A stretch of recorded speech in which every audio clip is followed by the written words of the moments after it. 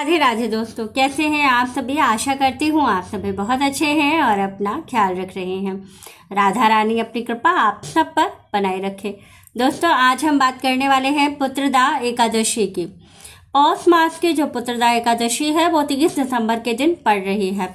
इस दिन आपको कुछ विशेष नियमों का पालन करना चाहिए। क्या करना है जिससे कि आपको पुत्र प्राप्ति हो। जो उपाय बताने वाली हूँ ये गुरुजी पंडित प्रदीप मिश्रा जी ने अपनी वीडियो में बताया है। साथ ही ये उपाय जो है ये शिव महापुराण में वर्णित है कि इस एकादशी के दिन इस वाले उपाय से शीघ्र पुत्र संतान की प्राप्ति होती है। तो आइए चलिए जानते हैं हमें क्या करना है और किन किन बातों का विशेष रूप से शास्त्रों के अनुसार हमें ध्यान रखना चाहिए और एकादशी तिथि पर किन किन नियमों का पालन हम करेंगे जिससे कि हमारे जो पुत्र संतान की प्राप्ति की कामना है वो पूरी हो सके। तो चलिए जानते हैं वीडियो अंत तक देखिएगा ताकि आप समझ सकें कि आपको किन किन बातों का विशेष रूप से ध्यान रखना है और कौन कौन से नियमों के अनुसार आपको सारे नियमों का पालन करना है। तो चलिए वीडियो शुरू कर लेते हैं।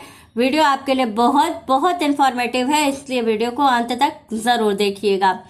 देखिए, सबसे पहली चीज़ है कि पुत्रदा एकादशी 30 दिसंबर के दिन जो शाम के समय का जो एकादशी का समय आपको मिल रहा है 30 तारीख को, उस दिन आपको ये वाला उपाय करना है। जो लोग एकादशी का व्रत नहीं करते हैं वो भी इस नियम का पालन कर सकते हैं। ये उपाय जो आपको करना है ये शाम के समय प्रदोष काल में करना है। दूसरे दिन सुबह स्नान दान के साथ आपकी एकादशी का व्रत पूर्ण हो जाएगा। तो आपको विशेष रूप से किन किन बातों का ध्यान रखना है आप पहले ये देखिए, क्योंकि कहते हैं शिव जी सब कुछ देते हैं। जब हमारी शिव जी से कोई कामना हम मन से करते हैं तो हमारी कामना बहुत जल्दी पूरी होती है। तो शिव जी से कामना पूरी करने के लिए हमें कुछ नियमों का पालन करना होता है। कुछ चीजें होती हैं जो शिव जी को जरूर चढ़ानी होती है। तो चलिए जानते हैं हमें किस चीज से अभिषेक करना चाहिए एकादशी के दिन कि हमें शीघ्र संतान की प्राप्ति हो सके। क्योंकि जो 30 तारीख का दिन है वो आपको मंगलवार का दिन मिल रहा है, यानी कि बजरंग बली का दिन है और एकादशी की तिथि भी आपको मिल रही है। इस दिन आपको क्या करना है, देखिए शाम के समय जब प्रदोष काल का समय होगा तो आपको जाना है शिव मंदिर में। शिव जी का अभिषेक जैसे आप प्रत्येक एकादशी पर करते हैं, पहले गाय के कच्चे दूध से फिर पंचामृत से, उस तरह से अभिषेक करने के बाद लाल चंदन के जल से आपको शिव जी का अभिषेक करना चाहिए। और लाल चंदन से अभिषेक करने के बाद जो दूसरा काम आपको करना है, लाल चंदन से अभिषेक करने के बाद पूरा बाबा को जो साफ जल से आप धुल लीजिएगा।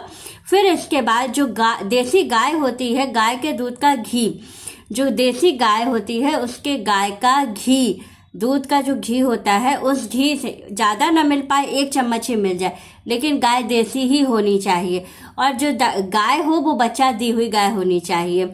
अगर इस तरह की गाय का दूध आपको मिल जाता है और उसके दूध की जो मलाई होती है उससे आप घी बना लीजिए। ज़्यादा घी ना बने कोई बात नहीं है, 1 चम्मच घी भी मिल जाएगा तो भोलेनाथ उससे भी आपके प्रसन्न हो जाएंगे। तो आपको क्या करना है, घी लेना है और उस घी को भोलेनाथ पे चढ़ाना है और पूरे शिवलिंग पर, मतलब जो शिवलिंग है, अर्घा है, माँ का हस्तकमल है, अशोक सुंदरी जी, गणेश जी, स्वामी कार्तिकेय जी का जो स्थान है, पूरे शिवलिंग में आपको उसी देशी घी का लेपन कर देना है। उसके बाद आपको उसको धुलना नहीं है, शिवलिंग को जैसे है वैसे ही देशी घी लगा करके छोड़ देना है। फिर आप क्या करिएगा, पूरा भोलेनाथ का श्रृंगार कीजिएगा।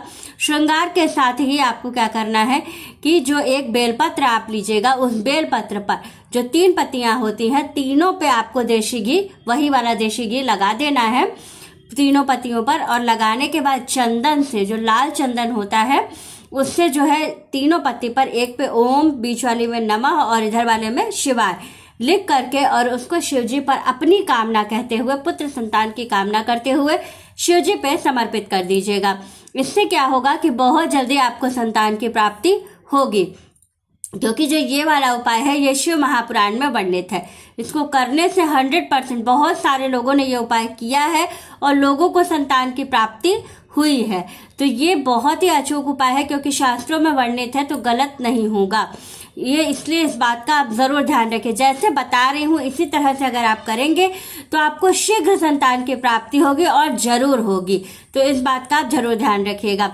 साथ ही क्या करना है, एकादशी के दिन आपको मेवे की खीर बनानी है, मखाना और उसके साथ ही 5 मेवा मिला करके आपको उसमें बनाना है खीर। दूध में, गाय के दूध में खीर बनाइएगा और उस खीर को भोलेनाथ को भोग लगाइएगा और वो खीर वही मंदिर में आप छोड़ दीजिएगा। कितनी देर, जितनी देर आप आरती कीजिएगा, मंत्र जप कीजिएगा, माला कीजिएगा, ये सारे चीज़ें करते समय तक वो खीर वहीं पर भगवान के सामने भोग लगा करके आपको छोड़ देना है और आँख बंद करके मंत्र जप करना है। कौन सा मंत्र जप करिएगा आप? तो ओम सांब सदाशिव, क्योंकि ये शिव जी का सबसे प्रिय और चमत्कारी मंत्र है। किसी भी कामना की जब पूर्ति करनी होती है तो इसी मंत्र का जप किया जाता है। तो आप इस मंत्र का 108 बार रुद्राक्ष की माला से जप करें और खीर को वहीं रखा रहने दें भोग लगाने के बाद। फिर जब आप चलने लगे तो वो खीर प्रसाद स्वरूप ले लें और ला करके जिस महिला को गर्भधारण करना है उस महिला को वो खीर आप खिला दें। पक्का है कि 1 साल के अंदर अंदर अगली पौष पुत्रदा एकादशी से पहले आपको गुड न्यूज़ जरूर मिलेगी, क्योंकि ये बहुत ही अचूक उपाय है। ये बहुत सारे दंपतियों ने किया है और उनको इसका फल प्राप्त हुआ है। भोलेनाथ प्रसन्न होने पर क्या नहीं देते हैं। इसलिए कहा जाता है कि छोटी छोटी कामनाओं के लिए हमें छोटी छोटी चीज़ें होती हैं। इसीलिए शास्त्रों में गिनाया गया है कि जब हमें हमारी जैसी कामना होती है उस तरह की चीज़ों से हमें भोलेनाथ का अभिषेक करना चाहिए। तो इस बात का आप ज़रूर ध्यान रखें कि जब भी हमारी कोई ऐसी कामना हो तो उस कामना की पूर्ति के लिए हमेशा हमें मन में एक भाव रख करके भोलेनाथ का अभिषेक उस चीज़ से रिलेटेड चीज़ से करने से हमें ज़रूर हमारी कामना की पूर्ति होती है। तो जरूर कीजिएगा, बहुत ही अचूक उपाय है। और वीडियो अच्छी लगे, जानकारी अच्छी लगे तो वीडियो को लाइक, शेयर और सब्सक्राइब ज़रूर कीजिएगा। राधे राधे दोस्तों।